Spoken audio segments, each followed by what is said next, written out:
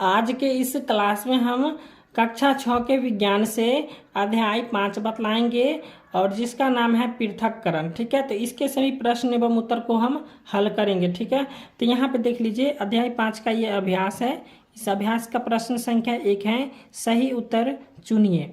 तो 1 का क में दिया हुआ है, वे पदार्थ जो पानी या अन्य तरल पदार्थों में घुल जाते हैं उन्हें कहा जाता है।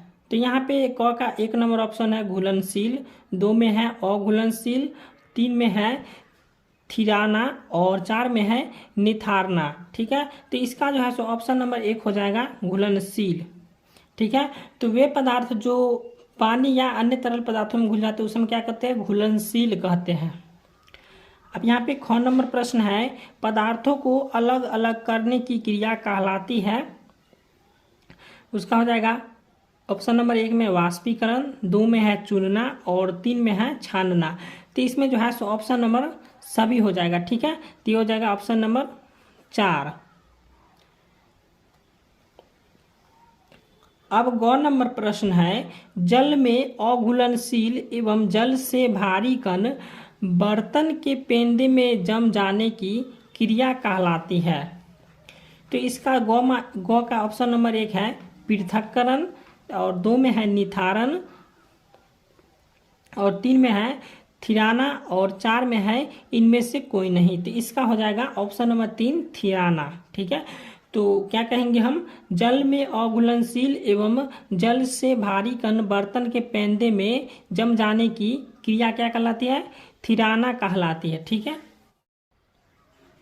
घ नंबर प्रश्न है, थिराने के बाद जमे हुए पदार्थ से जल या अन्य द्रव को अलग करने की क्रिया कहलाती है। तो यह क्या कहलाती है, निथारना कहलाती है। इसका हो जाएगा ऑप्शन नंबर 1। ठीक है, अब अंग में है, जब मिश्रण बहुत कम मात्रा में हो तो इसे अलग करने की कौन सी विधि बेहतर होगी। तो इसका ऑप्शन नंबर 1 में है चुनना, 2 में है चालना और 3 में है निथारना और 4 में है क्रोमेटोग्राफी। तो इसका जो है ऑप्शन नंबर 1 हो जाएगा चुनना। ठीक है, अब प्रश्न संख्या 2 है, रिक्त स्थानों को भरे। तो यहाँ पे 2 का क में दिया हुआ है कि गेहूं के दानों को भूसियों से अलग करने की विधि जो है सो ओसाना कहलाती है। ठीक है, उसके बाद ख में है, समुद्र के जल से नमक वाष्पीकरण विधि द्वारा प्राप्त किया जाता है।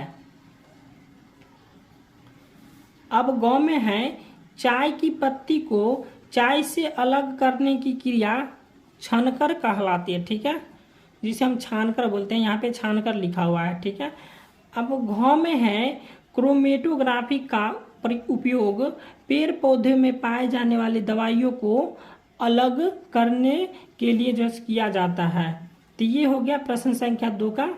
अब हम 3, 4, 5 को बतलाएंगे कॉपी पर।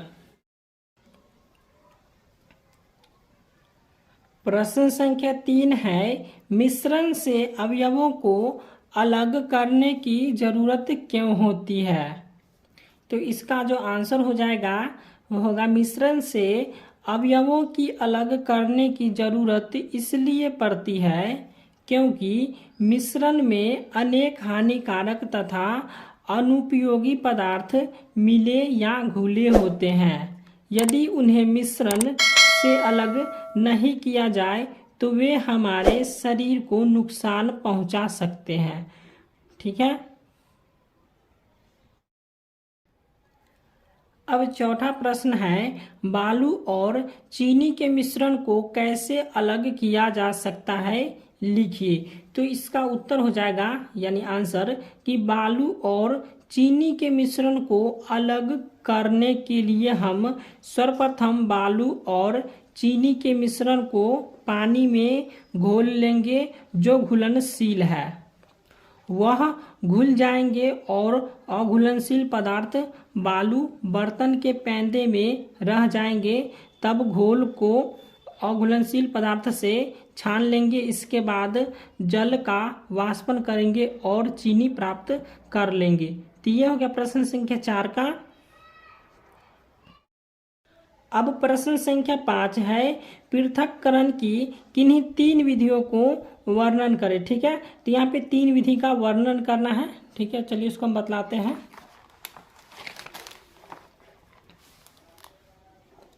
यहाँ पे पहला हो जाएगा ओसाई। ठीक है, ओसाई जो है सो ओसाई को हम भारी पदार्थ के साथ मिले हल्के पदार्थ को हवा की सहायता से अलग करने की प्रक्रिया है। ठीक है, तो ओसाई भारी पदार्थ के साथ मिले पदार्थ को हवा की सहायता से अलग करने की प्रक्रिया है। इस प्रक्रिया में हवा की दिशा का ध्यान रखते हुए ओसाई किया जाता है। अब उसके बाद है चालना। ठीक है, तो 2 नंबर में आ जाएगा चालना। तो चालना हो जाएगा गेहूं अथवा धान को दौनी एवं ओसाई के बाद भी यदि उसमें मिट्टी, कंकर, डंडी आदि रह जाए तो इसे चालना विधि से अलग किया जाता है। उसके बाद तीसरा है चुनना। तो चुनना में हो जाएगा चावल, गेहूं आदि में अगर कंकर पत्थर मिले हो तो साफ अन्न प्राप्त करने के लिए एक एक कंकर पत्थर को चुन लिया जाता है, जिससे साफ चावल गेहूं प्राप्त हो जाता है और इसी प्रक्रिया को चुनना कहते हैं। ठीक है, तो ये हो गया। अब यहाँ पे विचार करे का क्वेश्चन दिया हुआ था, तो विचार करे में क्वेश्चन 1 है कि जल में मिले अशुद्धियों को कैसे दूर करेंगे।